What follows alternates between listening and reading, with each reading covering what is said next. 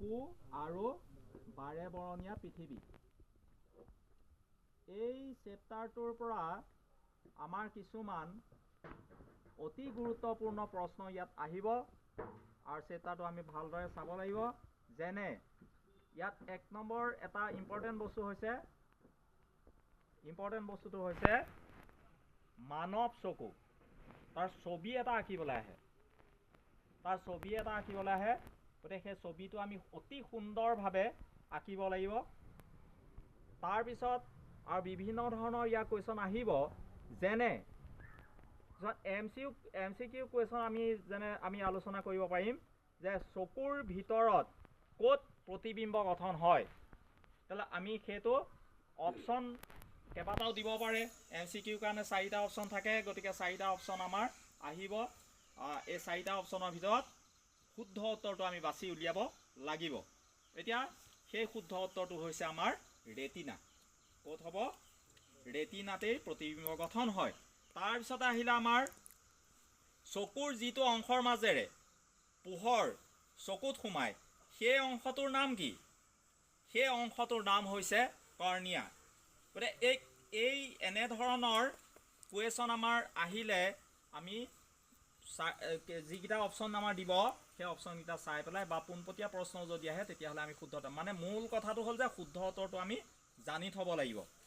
তাৰপিছত আমাৰ আৰু এটা এই পাঠটোৰে অতি গুৰুত্বপূৰ্ণ প্ৰশ্ন আহে। চকুৰ স্ফটিকীয় লেন্সখনৰ প্ৰকৃতি কি?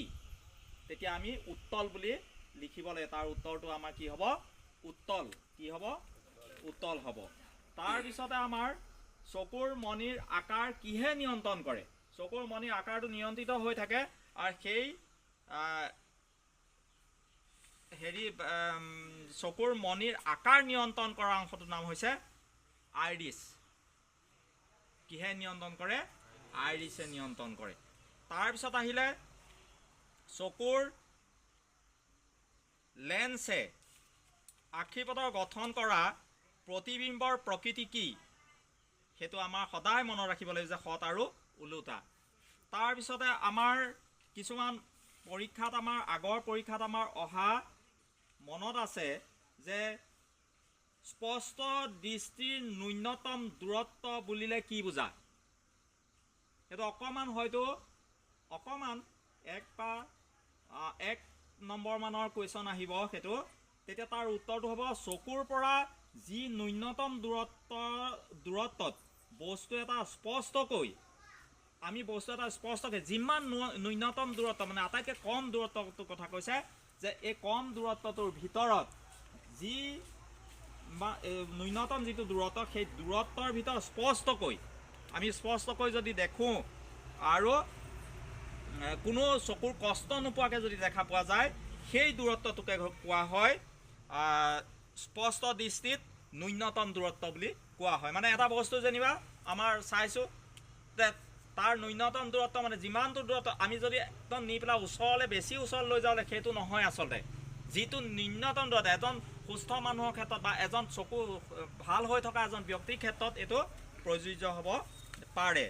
তাৰপিছত আমাৰ আৰু এটা ইম্পৰ্টেণ্ট কুৱেশ্যন আছে যে প্ৰাপ্তবয়স্ক ব্যক্তি এগৰাকীয়ে সুস্থ চকুৰ বাবে স্পষ্ট দৃষ্টিত ন্যূনতম দূৰত্ব বা নিকট বিন্দুৰ মান কি? তেতিয়া আমি সেইটো ক'ব লাগিব যে চকুৰ পৰা প্ৰায় 25 চেণ্টিমিটাৰ দূৰত্বতকৈ যদি কম হয় সেইটো আচলতে ব্যক্তিজনৰ চকু যে সুস্থ হৈ আছে সেই কথাটো আমি ক'ব নোৱাৰিম। গতিকে 25 চেণ্টিমিটাৰ দূৰত্বত এটা বস্তু মানুহে দেখে মানে। তাৰপিছত আৰু এটা কুৱেশ্যন আমাৰ প্ৰায় আহি থাকে যে দৃষ্টিৰ বিকাৰসমূহ কি কি? এইটো কুৱেশ্যন আহি থাকে, কিন্তু পৰীক্ষাত আহিব পাৰে। গতিকে এইটো ক্ষেত্ৰত আমি ক'ব লাগিব যে চকুৰ বিকাৰসমূহ হৈছে 1 নম্বৰতে মায়'পিয়া, 2 নম্বৰ হৈছে হাইপাৰমেট্ৰপিয়া আৰু 3 নম্বৰতে হৈছে প্ৰেছ'বায়'পিয়া। গতিকে এই গোটেই বিকাৰকেইটা আমি মনত ৰাখি যাব লাগিব। তাৰপিছতে আমাৰ ইয়াৰ উপৰিও এই পাঠটোত আৰু কিছুমান কুৱেশ্যন হয়তো আহিব পাৰে, যেনে এনেকুৱা ধৰণৰ কুৱেশ্যন আহিব পাৰে যে সূৰ্যৰ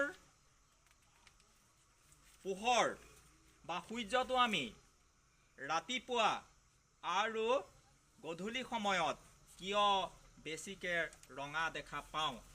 তেতিয়া মানে তাৰ প্ৰশ্নটো কিতাপত থকা ভাগে লিখিবা যে আমি সেই সময়ত কি হৈ যায়, যে সেই সময়খিনিত পৃথিৱীৰ পৰা সূৰ্যৰ দূৰত্বটো যথেষ্ট বেছি হৈ যায়, যাৰ কাৰণে আমি সেই দুটা সময়ত আমাৰ কি হয় যে চকুৰ আমাৰ কি হৈ যায় যে এই সূৰ্যৰ বেছিকৈ